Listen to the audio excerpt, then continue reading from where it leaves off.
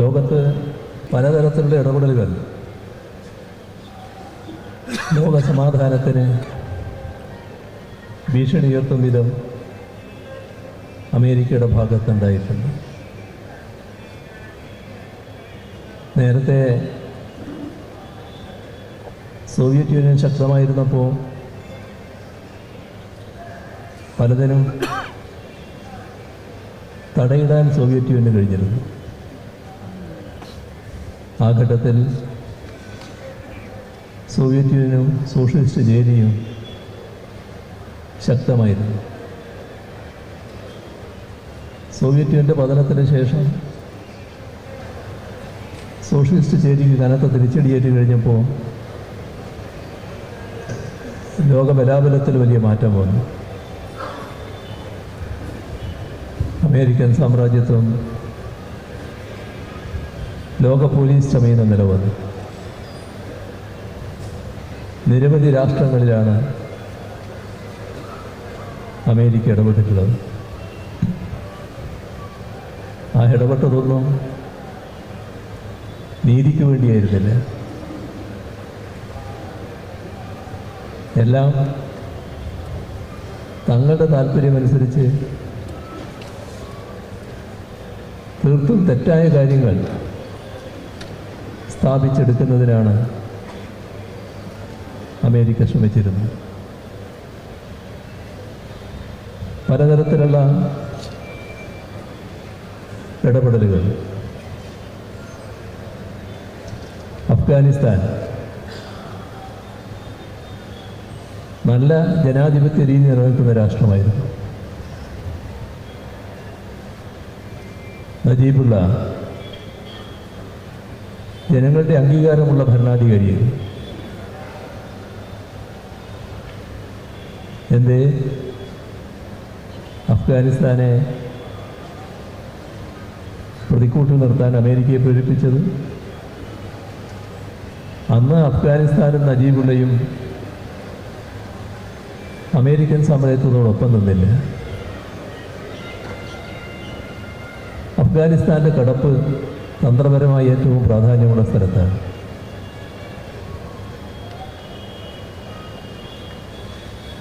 ആ കാലത്ത് തങ്ങൾക്ക് സ്വാധീനം ഉറപ്പിക്കാൻ കഴിയാത്തൊരു പ്രദേശം ഇവിടെ ഉണ്ടായിക്കൂടാ എന്ന നിർബന്ധം. എന്തെങ്കിലും അമേരിക്കക്കെതിരെ ചെയ്തിട്ടല്ല, അമേരിക്കയെ ആക്രമിച്ചിട്ടല്ല. തങ്ങൾക്ക് വിധേയമല്ലാത്ത ഒരു രാഷ്ട്രം തങ്ങൾ തന്ത്രപ്രധാനമാണ് എന്ന് കാണുന്ന ഒരു പ്രദേശത്തുണ്ടായിക്കൂടാ എന്ന അമേരിക്കയുടെ നിലപാട്. അതിൻ്റെ ഭാഗമായാണ് അഫ്ഗാനിസ്ഥാനിൽ പിന്നീട് കണ്ട കാര്യങ്ങളെല്ലാം സംഭവിപ്പിക്കുന്നത്. ആരെയാണ് അതിനുപയോഗിച്ചത്? അമേരിക്കയാണല്ലോ താലിബാനെ സൃഷ്ടിക്കുന്നത്. തീവ്രവാദികളെ സൃഷ്ടിക്കുന്ന അമേരിക്കയാണല്ലോ. ആ തീവ്രവാദികൾക്ക് വേണ്ട എല്ലാ സഹായങ്ങളും ചെയ്തു കൊടുക്കേണ്ടവരാണല്ലോ. ആവശ്യമായ പരിശീലനം വരെ നൽകുകയാണല്ലോ. പിന്നീട് കേട്ടത് ആയുധങ്ങൾ കൊടുത്തു എന്നാണ്. എന്ത് ക്രൂരതയും കാണിക്കാൻ തയ്യാറാണ്. അങ്ങനെയാണ് നജീബുള്ളയുടെ ഭരണത്തെ അട്ടിമറിക്കുന്നത്. ആ തീവ്രവാദികൾ എവിടം വരെ എത്തി? ഇസ്ലാം രീതി അനുസരിച്ച് ശവത്തെ വലിയ തോതിൽ ആദരിക്കും. ശവത്തെ അവമാനിക്കാൻ പാടില്ല എന്നാണ്. പക്ഷേ നജീബുള്ളയുടെ ശവശരീരം നജീബുള്ളയെ കൊന്നതിന് ശേഷവും ആക്രമിക്കപ്പെടുകയായിരുന്നു. പരസ്യമായി കെട്ടിത്തൂക്കി. ഇസ്ലാം സംസ്കാരത്തിൽ ചേരാത്ത നിലകൾ ഇവിടെ ഉണ്ടായി. എല്ലാറ്റിനും തീവ്രവാദികൾക്ക് പ്രോത്സാഹനം. അതല്ലേ അഫ്ഗാനിസ്ഥാനിലുണ്ടായത്? ജനാധിപത്യത്തോടെന്ത് മമത, സാധാരണ നിലക്കുള്ള ക്രമസമാധാനത്തോടെന്ത് പ്രതിപത്തി. മത തീവ്രവാദികളില്ലേ വളർത്തിയെടുത്ത്? താലിബാനെ പോലുള്ളൊരു കൊടുക്രൂര സംഘത്തെ സൃഷ്ടിക്കുകയല്ലേ ചെയ്തു?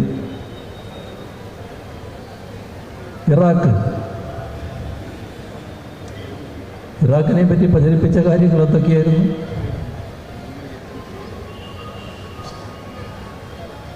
അമേരിക്കൻ സാമ്രാജ്യത്വത്തെ പോലെ വലിയ നുണ ലോകവ്യാപകമായി പ്രചരിപ്പിക്കാൻ ശേഷിയുള്ളവർ കുറവാണല്ലോ. കാരണം സാമ്രാജ്യത്വ മാധ്യമങ്ങൾ അത്രയധികമല്ലേ. ആ സാമ്രാജ്യത്വ മാധ്യമങ്ങളാകെ അന്ന് സൃഷ്ടിക്കാൻ ശ്രമിച്ച ചിത്രം ഇറാഖ് ഒരു ഭീകര രാഷ്ട്രമാണ്, സദാം ഹുസൈൻ അതിഭീകരനാണ്. ഇറാഖിൻ്റെ കയ്യിൽ, സദാം ഹുസൈൻ്റെ കയ്യിൽ ഇഷ്ടം പോലെ രാസായുധങ്ങളുണ്ട്. അതിലൊരു രാസായുധം ഒരു രാജ്യത്തിന് നേരെ പ്രയോഗിച്ചാൽ തന്നെ ലക്ഷക്കണക്കിന് ആളുകൾ അതിനിരയാണ്. ലോകമാകെ ഭീതിയിലായിരുന്നല്ലോ. കാരണം ഈ രാസായുധം ഇവിടെ വന്ന് വീണാൽ എന്താകും സ്ഥിതി എന്നല്ലേ ആലോചിച്ചത്. ഏത് ഭാഗത്തുള്ളവരും ഭീതിയിലായല്ലോ. യഥാർത്ഥ വസ്തുത എന്താ? ഐക്യരാഷ്ട്രസഭയുടെ ഒരു സംഘം ഇറാഖാകെ അരിച്ചു മുറുക്കി പരിശോധിച്ചു. എന്നിട്ട് അവർ പറഞ്ഞു, ഇവിടെ ഒരു രാസായുധവും ഇല്ല. ആർക്ക് കേൾക്കണത്? അത് അംഗീകരിക്കാൻ അമേരിക്ക തയ്യാറായോ? അമേരിക്ക പ്രചരണം തുറന്നില്ലേ? എന്തായിരുന്നു ഇറാഖിൻ്റെ പ്രത്യേകത? ഏറ്റവും നല്ലൊരു സെക്കുലർ രാഷ്ട്രമായിരുന്നു ഇറാഖ്. അതല്ലേ തകർത്തത്? തകർത്തിട്ട് എന്താ നേടിയത്? IS-ഉം ISIS-ഉം അല്ല, വലിയ തോതിലുള്ള ഭീകരത. ആ ഭീകരതയല്ലേ വളർത്തിയത്? വലിയ തോതിൽ വളർത്തുകയല്ലേ ചെയ്തു? ഒരു രാജ്യത്തിൻ്റെ നിലവിലുള്ള ഭരണത്തെ തകർക്കാൻ ആ ഭരണം കുറ്റമറ്റ രീതിയിൽ മുന്നോട്ട് പോവുകയാണ്. ആ ഭരണത്തെ തകർക്കാൻ പണവും ആയുധവും മറ്റു കാര്യങ്ങളും എല്ലാം കൊടുത്ത് തീവ്രവാദികളെ സൃഷ്ടിക്കുക. അതിൻ്റെ ഭാഗമായുള്ള തീവ്രവാദികൾ പിന്നീട് ശക്തിപ്പെടുകയും ആ കാലത്തുള്ള ഇറാഖും പിന്നീടുള്ള ഇറാഖും നോക്കി അമേരിക്കയുടെ ഇടപെടലിന് ശേഷം വന്ന കാര്യങ്ങൾ നോക്കി. പക്ഷെ ഒരു പ്രത്യേകത കാണണം, അന്ന് ഈ പ്രചരണത്തിൽ എല്ലാവരും കുടുങ്ങിയിരുന്നു. അതുകൊണ്ട് തന്നെ ഇറാഖിനെതിരെ യുദ്ധം അമേരിക്കയോടൊപ്പം അമേരിക്കയുടെ സഖ്യശക്തികളെല്ലാം അണിനിരന്നു. നേറ്റോ കൂടെയുണ്ടായി. വൻ രാഷ്ട്രങ്ങളിൽ പലതും അമേരിക്കയോടൊപ്പമുണ്ട്. എല്ലാവരെയും തെറ്റിദ്ധരിപ്പിക്കാനായി. പക്ഷേ പിന്നീട്